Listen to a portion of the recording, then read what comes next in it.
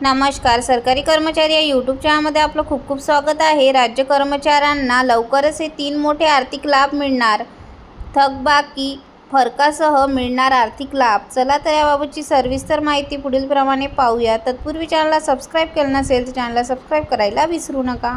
राज्य कर्मचाऱ्यांना लवकरच 3 मोठे आर्थिक लाभ मिळणार आहेत. यामध्ये सदर लाभ हे थकबाकीसह फरकासह अदा केले जाणार आहेत. केंद्राप्रमाणे 58% दराने DA.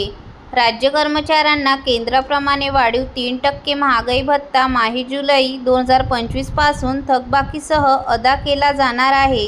यामुळे एकूण DA दर हे 58% पर्यंत पोहोचणार आहे. याबाबत अधिकृत निर्णय लवकरच निर्गमित केला जाणार आहे.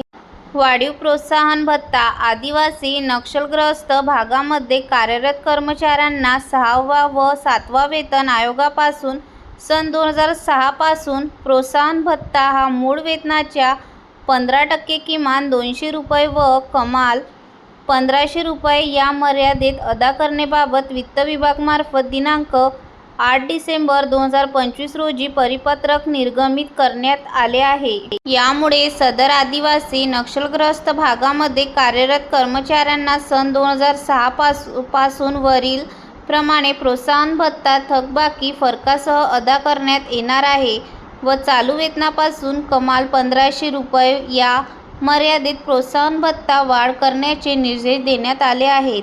सुधारित वेतन श्रेणी. दिनांक 1 जानेवारी 2025 पासून केंद्र सरकारप्रमाणे 8व्या वेतन आयोगानुसार सुधारित वेतन श्रेणीचा लाभ लागू केला जाणार आहे. सदर 8वा वेतन आयोग प्रत्यक्षात लागू होण्यास माहे सप्टेंबर 2028 पर्यंत वाट पाहावी लागेल. पर्यंत प्रत्यक्ष लाभ हा दिनांक 1 जानेवारी 2025 पासून मिळणार आहे. धन्यवाद.